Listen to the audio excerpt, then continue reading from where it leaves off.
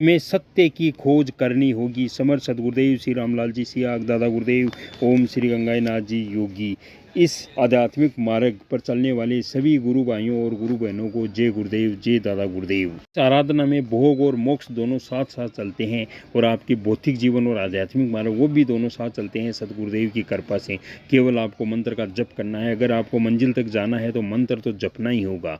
आज गुरु सियाग सिद्ध योग की जो हाथों से लिखी हुई किताब है, जो सदगुरुदेव श्री रामलाल जी सियाग अपने हाथों से लिखी है, उसका एक आगे का वीडियो देखते हैं। 5वां भाग, हमें सत्य की खोज करनी होगी।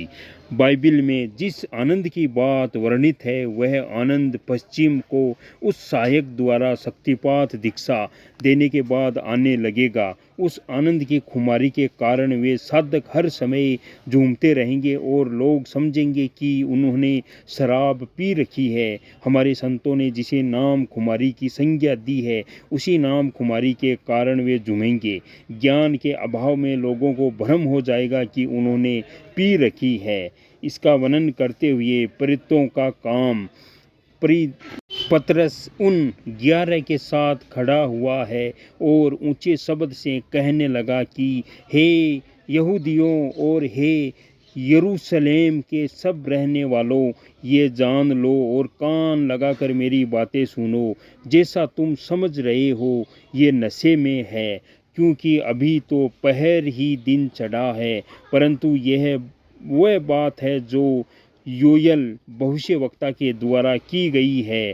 परमेश्वर कहता है कि अंत के दिनों में ऐसा होगा कि मैं अपना आत्मा सब मनुष्यों पर उड़ेलूँगा और तुम्हारे बेटे और बेटी, तुम्हारी बेटियां भविष्यवाणियाँ करेगी और तुम्हारे जवान दर्शन देखेंगे और तुम्हारे पूर्णीय वृद्ध सपन देखेंगे। वरन मैं अपने दासों और अपनी दासियों पर भी उन दिनों में अपनी आत्मा से उड़ेलूँगा और वे भविष्यवाणी करेंगे। बाइबिल के असंख्य संदर्भ ऐसे हैं जिन्हें समझने के लिए अंतर्मुखी होना पड़ेगा, तभी उनका सही अर्थ समझ में आवेगा। प्रभु ने मुझे युग परिवर्तन के इस संधि काल में सबसे कठिन कार्य सौंपा है। ऐसा नहीं है कि कार्य की कठिनाई के बारे में मैं अंधकार में हूँ। मुझे उस परम सत्ता ने सब कुछ दिखा दिया है और समझा दिया है।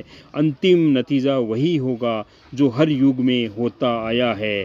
प्रारंभ में जब प्रथम दीपक जलता है तो ऐसा लगता है कि टिमटिमाता दीपक विश्व के अंधकार को, जो कि ठोस बनकर जम गया है, कैसे दूर कर सकेगा।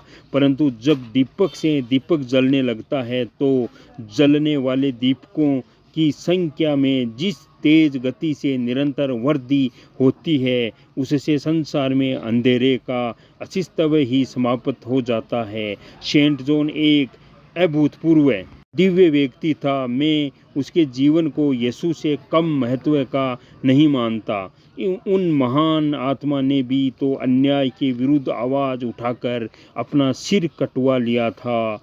हेरोदेस उस समय चौथाई देश का राजा था। उसने अपने भाई फिलिप्पुस की पत्नी हेरोदियास को रख लिया था। सेंट जॉन ने कहा कि उसने ये पाप किया है।